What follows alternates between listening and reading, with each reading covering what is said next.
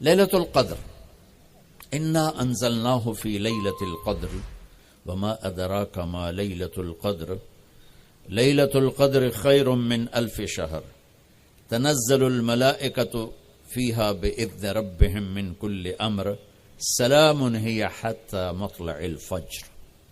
ہم نے قرآن کو لیلۃ القدر میں اتارا، تمہیں کیا خبر کہ لیلۃ القدر کیا ہے؟ لیلۃ القدر 1000 مہینوں سے بہتر ہے، اس میں فرشتے اترتے ہیں اور یہ صبح تک رہتی ہے۔ لفظ قدر عربی میں اس کا ایک مطلب ہے قیمت۔ سبحان اللہ۔ تو اللہ نے کہا میں تمہیں بتاؤں، آپ سب تاجر بیٹھے ہو، لیلۃ القدر کی قیمت کیا ہے؟ 1000 مہینوں سے بہتر ہے، 1000 مہینوں سے بہتر ہے۔ اب 1 روپے پر 1000 نفع لے سکتے ہیں؟ دنیا میں کوئی ایسا کاروبار ہے؟ جو ہیروئن بیچتے ہیں وہ بھی نہیں لے سکتے۔ اور میرا اللہ کہہ رہا ہے 1 رات 1000 مہینے، یعنی کوئی 82-83 سال۔ یہ تو آ گیا پہلا قدر۔ دوسرا اس کا مطلب ہے تنگ پڑ جانا، تنگ پڑ فقدر علیہ رزقہ۔ تو تنزل الملائکۃ فیہا، تنزل الملائکۃ والروح فیہا، کہ اس رات اتنے فرشتے اترتے ہیں کہ زمین تنگ پڑ جاتی ہے۔ سبحان اللہ، اتنے فرشتے آتے ہیں زمین تنگ پڑ جاتی ہے۔ تیسرا مطلب ہے قدر، مقدار کو، تو اللہ تعالیٰ نے اس کا آخری مطلب بھی بتایا، سلام ہی حتی مطلع الفجر، کہ یہ فجر کی نماز تک، فجر کی اذان تک یہ رہتی ہے۔ 3 مطلب ہیں قدر کے، تینوں اللہ نے قرآن میں کور کیے۔ قیمت کیا ہے؟ 1000 مہینوں سے بہتر۔ تنگی کیا ہے؟ فرشتوں سے زمین بھر جاتی ہے۔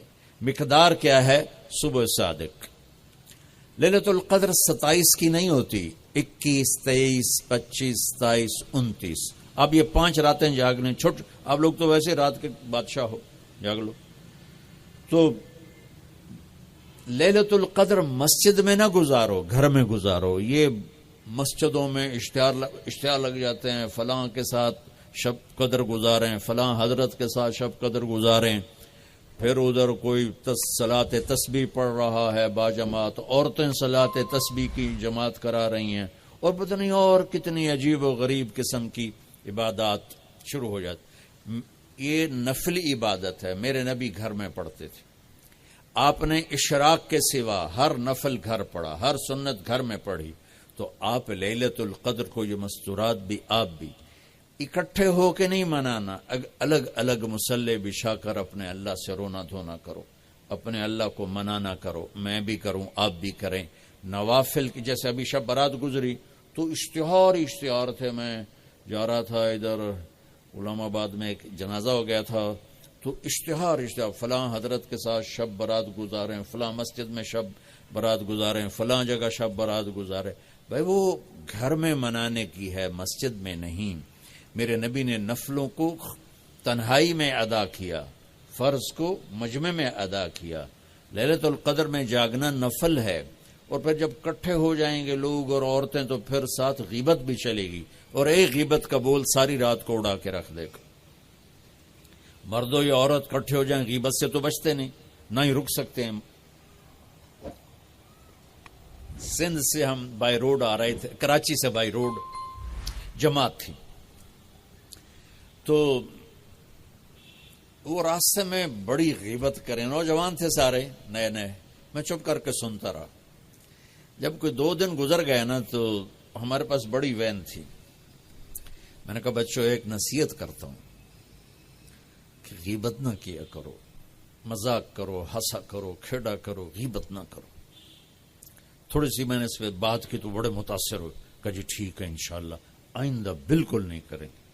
کوئی آدھا گھنٹہ گاڑی میں سناٹا رہا، آدھے گھنٹے کے بعد ایک بولے مولانا یہ غیبت نہ کریے تو پھر گلاں کی کریے۔ یہ میرا کلچر ہے. لہذا عورتیں عبادت کے لیے بھی اکٹھی ہوں گی تو غیبت شروع ہوگی, مرد مسجد میں اکٹھے ہوں گے وقت ضائع ہوگا, غیبت شروع ہوگی. میرے بھائی بہنوں, ہر نفل کو گھر میں گزار, اپنے گھر کو بابرکت بناؤ, اپنے گھروں میں نفل پڑھو, تلاوت کرو, ذکر کرو. صرف اشراق کے نفل میرے نبی مسجد میں پڑھتے تھے 2 رکعت, باقی ہر نفل آپ نے مسجد میں ادا کی. تو یہ چند چیزیں رمضان کے متعلق میں نے عرض کی ہیں. اب ایک بڑی اہم بات میں آپ کے سامنے عرض کرنا چاہتا ہوں. رمضان کی دولت کس سے ملے گی, رمضان کی برکات کس سے ملیں گی اور کون محروم ہو جائے گا؟ آپ نے فرمایا 4 آدمی ایسے ہیں جن کی رمضان اور شب قدر میں بھی بخشش نہیں ہوتی, بس اس سے ہم اپنے آپ کو بچا لیں. کون ہے یا رسول اللہ؟ آپ نے کہا مدمن خمرن, شراب کا عادی. کبھی کوئی پی لے توبہ کر لے, میں اس کی اجازت نہیں دے رہا ہوں. مدمن کا لفظ ہے کہ جو روزانہ شراب پیتا ہے, اس کی رمضان میں بخشش نہیں. حق لوالدیہ, جو ماں باپ کا نافرمان ہے اس کی بخشش نہیں. قاطع الرحم, رشتہ داروں سے لڑنے والا, اس کی بخشش نہیں. المشاحن, دل میں بغض رکھنے والا, اس کی بخشش نہیں. ہر وہ چیز جو میرے آپ کے لیے نقصان دے اللہ نے حرام کر دی, ہر وہ چیز جو میرے آپ کے لیے مفید ہے اللہ نے حلال کر دی. سود حرام کر دیا. ہمارے پاکستان کی معیشت نہیں, پوری دنیا کی معیشت ڈوبی پڑی ہے. سارے ملک قرضوں پہ چل رہے ہیں. سود نے پوری دنیا کو تباہ کر دیا. تو میرے اللہ تعالیٰ نے, آپ دیکھتے ہیں میرا اللہ کہتا ہے فَأَذَنُوا بِحَرْبٍ مِّنَ اللَّهِ وَرَسُولِهِ, اگر سود نہیں چھوڑو گے تو میرے اور میرے رسول مل کر تمہارے خلاف جنگ کریں گے. تو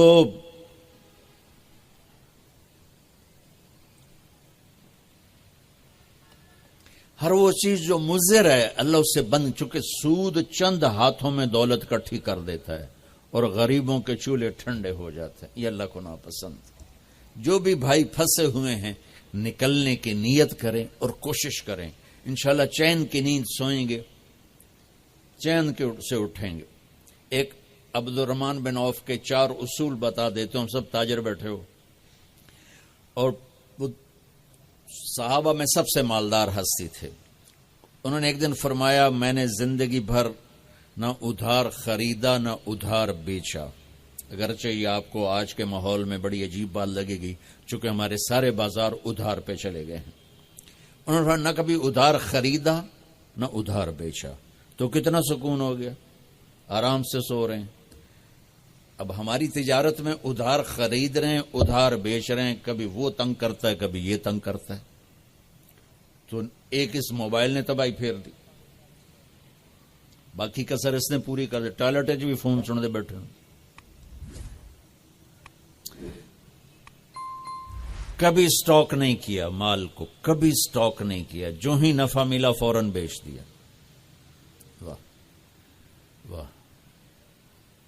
تو ادھار خریدا نہیں, ادھار بیچا نہیں 2, کبھی سٹاک نہیں کیا 3, اور کبھی سودے کا عیب چھپایا نہیں.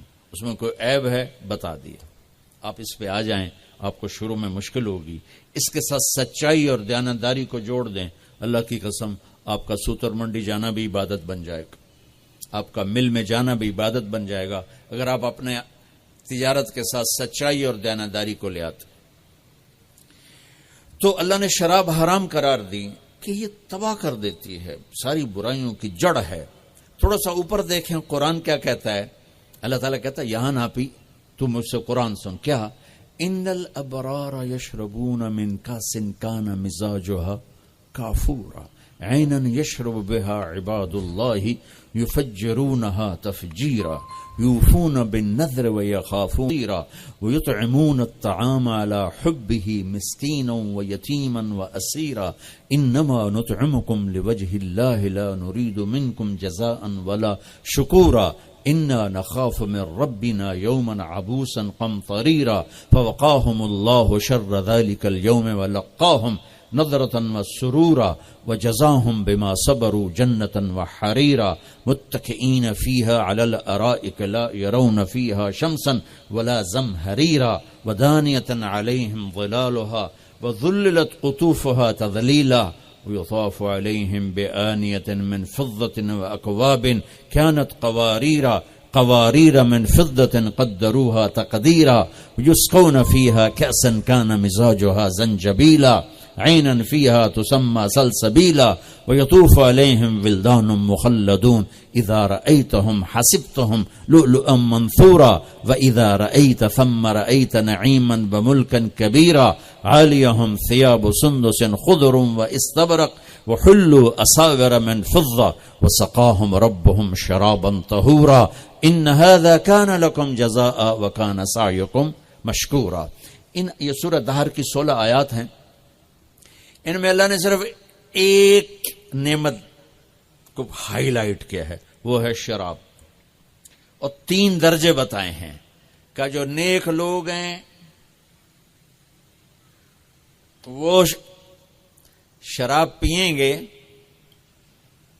خود اٹھا کے، سراہی اٹھائیں گے، جام میں ڈالیں گے، پیئیں گے. بوفے سسٹم، بھائی آپ پہ پاؤ تو آپ پہ کھاؤ. ہیں ان کے بھی نوکر، لیکن اللہ کیٹیگورائز کر رہا ہے کہ جو نچلا درجہ ہے وہ خود اٹھا کے پی رہے ہوں گے، کافوری ہوگی. وَيُسْقَوْنَ فِيهَا كَأْسًا كَانَ مِزَاجُهَا زَنْجَبِيلًا. اس سے جو اوپر والا درجہ ہے انہیں زنجبیل کی شراب پلائی جا رہی ہوگی. پلانے والے قول ہیں ولدان مخلدون، خوبصورت خدام نوکر. پلانے والے کون ہیں؟ اب یہ تو اتنی مستورات بیٹھی ہیں، جنت کے حوریں، وہاں سوکن پڑا کوئی نہیں ہوگا، خوش رہو. اور میرے نبی نے فرمایا تمہیں پتہ وہ کن ہاتھوں سے تمہیں جام پکڑائیں گی کہ اگر اس کے ہاتھ کی انگلی کا یہ فنگر ٹپ سورج کو دکھا دیں تو سورج نظر نہیں آئے گا. ان ہاتھوں کے ساتھ وہ تمہیں جام پیش کریں گے.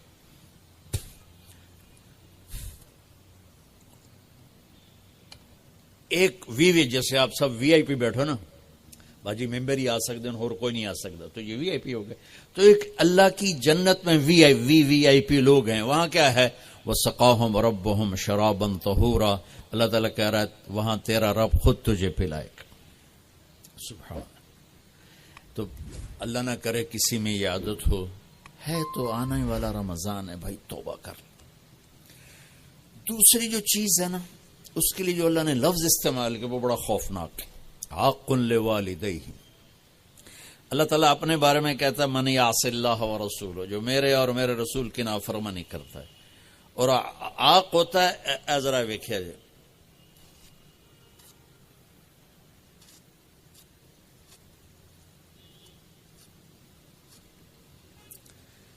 اس کو میں نے اتنا چیر دیا ہے کہ یہ جڑ نہیں سکتا. دیکھ لیا آپ نے؟ وہ کوئی بول لو تو صحیح، ہاں ٹھیک. یہ اب جڑ نہیں سکتا، کسی اتنا پرزے کر دیا ہے. آقا کہتے ہیں کسی کو پرزے کر دینا، چیر کے رکھ دینا. تو یہاں بڑا خوفناک لفظ اللہ نے نبی نے استعمال کیا کہ جو اپنے ماں باپ کے دلوں کے ٹکڑے کر دے، جگر کو جلا کے رکھ دے، اس کم بخت کی پورے رمضان میں بخشش نہیں ہوگی. کبھی آواز اونچی ہو جانا فطرت ہے، کبھی سخت بول جانا فطرت ہے. انسان ہیں، بشر ہیں، بچے بھی اکھڑ جاتے ہیں. لیکن ایک وہ ہے بندہ جس نے اپنے ماں باپ کے دل کو جلا کے رکھ دیا. ہمارے قریبی پڑوسی ذمہ دار تھے، میرے والد صاحب کے تعلق والے، فوت ہو گئے. مجھے ملنے آئے، کہنے لگے بیٹا ہمارے بیٹے نے ہمیں اتنا تنگ کر دیا ہے، وہ آگ میں جل رہا ہو تو ہم میاں بیوی اس کے لیے دعا نہیں کریں گے کہ یا اللہ انہوں بچا لے. باپ، والد اور والدہ مل کر یہ بات کر رہے ہیں کہ اگر جل رہا ہو ہمارے سامنے آگ میں تو ہم اس کے لیے دعا نہیں کریں گے کہ یا اللہ اس کو بچا لے. دلوں کو ٹکڑے کر دینے والا، ماں باپ کے دل کو، جگر کو چیر دینے والا، وہ ساری رات میرے نبی نے فرمایا جس نے ماں باپ کو دکھ دیا اس پہ اللہ کی لعنت، اس پہ فرشتوں کی لعنت، اس پہ زمین آسمان کی لعنت، نہ ان کی نماز قبول ہے، نہ روزہ قبول ہے، نہ صدقہ قبول ہے۔